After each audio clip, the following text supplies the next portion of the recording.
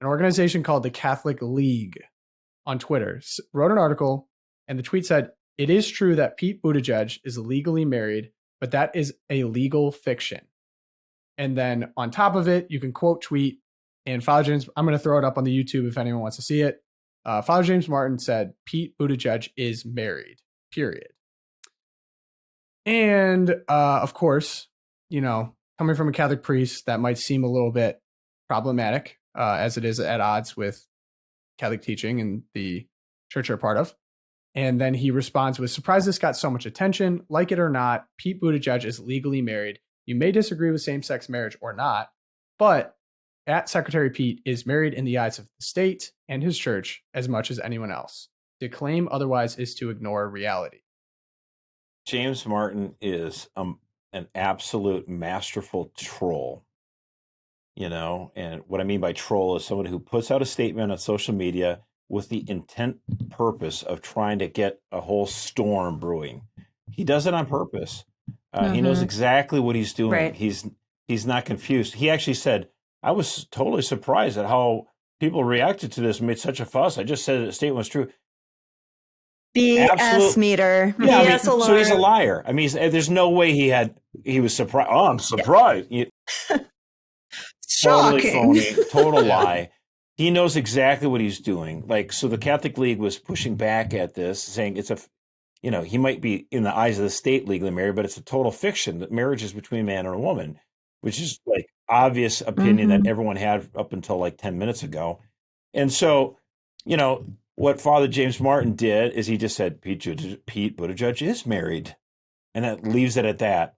And he sends that out to his 250,000 followers or whatever. And they loved it because he's got a following of people who like the mantle of Catholic, but hate actually what she teaches on everything.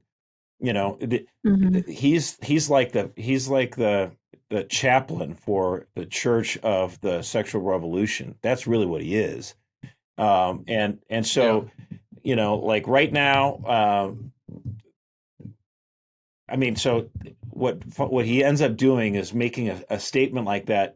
It's designed intentionally to elicit a thunderous negative response. And then he's like, gosh, people are so homophobic and so angry.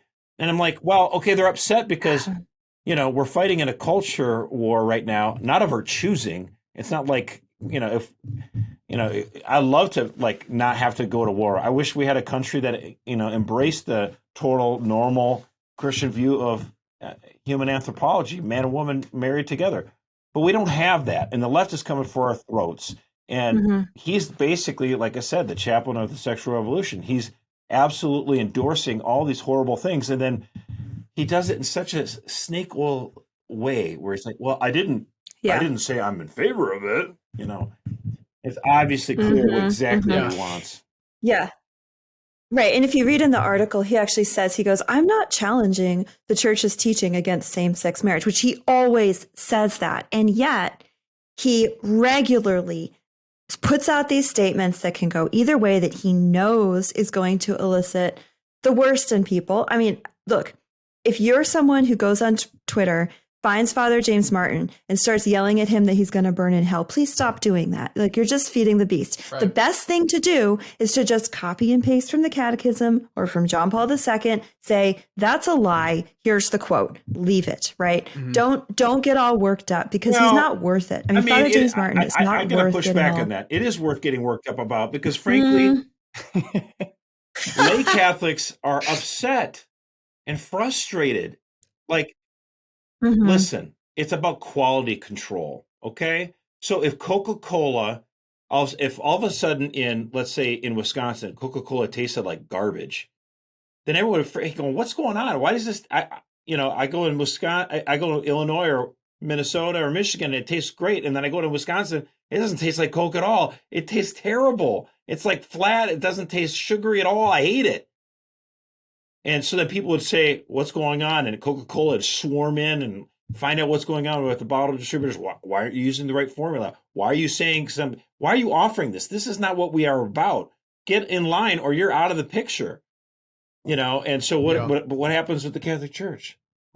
Some guy like this, James Martin, is a total heretic. You make a good point. He's pushing a false gospel, and he's just not only why is there no quality control? Why is the Jesuit superior or his archbishop or I don't know, the Pope, who happens to also be a Jesuit, saying, stop this, stop doing this. You're teaching a false gospel. But in fact, Pope Francis promoted him.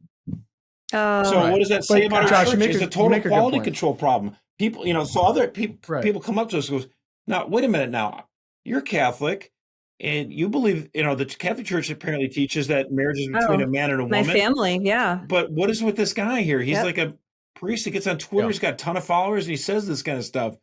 And why doesn't or like, he seems really nice. Why are you so mean? Well, there's holding church teaching. But then I think it's an ecumenical nightmare because people who might think might be attracted to the Catholic Church and her traditions and her teachings, like, well, wait a minute now, why is this guy allowed to completely say whatever he wants to and still be considered a priest in good standing? Our coworker Stephen brought up a really good point. I think this regards specifically to outreach ministries, is his ministry. It is worth calling him out every step of the way because, like you said, there might be people's experience with the Catholic Church that's through the lens of people who are not promoting church teaching, or they're masterfully trolling. So for the example, outreach thrives because it only reaches people that are vulnerable. So if you're vulnerable and you read something from outreach and it's encouraging you as a trans individual, or it's teaching you, it's encouraging things that are against church teaching, they actually you're fine in your gay relationship, right? He actually hopes that you don't find it. That actual, well-intentioned, good Catholic people are not going to find it because then they're not going to expose it. As soon as people bring attention to it and it reflects poorly on them, that's when it gets taken down, right? Because it's like the jig is up. But if if only one side of the aisle is seeing that and consuming that, that might be their only experience with the Catholic Church. So that's why, for those wondering, we keep bringing them up. This is why we bring it up, right? Catholic Vote functions as a watchdog a lot of times because this is a horrible representation of Catholic Church. And he's going to come back to this. Who knows? He might even respond on Twitter. He might say, wow, that's really homophobic of you, Loopcast. Wow, you must really Catholic hate... Vote is lying. You must really hate gay people. You must really hate me. It's not even about that. It's not about that. We know what you're doing. We know the game, and we're here to say, call you out at every single step. Well, and again, I would like to make the point. It's not like someone, on the street corner goes, I hate you Catholics as you walk in a church. Like, just ignore that guy. He's just a crank.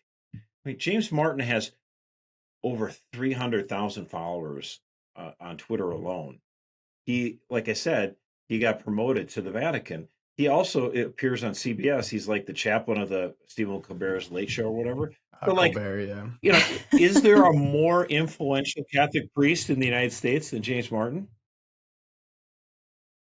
I mean, you would probably say, unfortunately, I would say probably Strickland. No, I'd probably say, Father Mike Schmitz with his awesome podcast is probably the number one.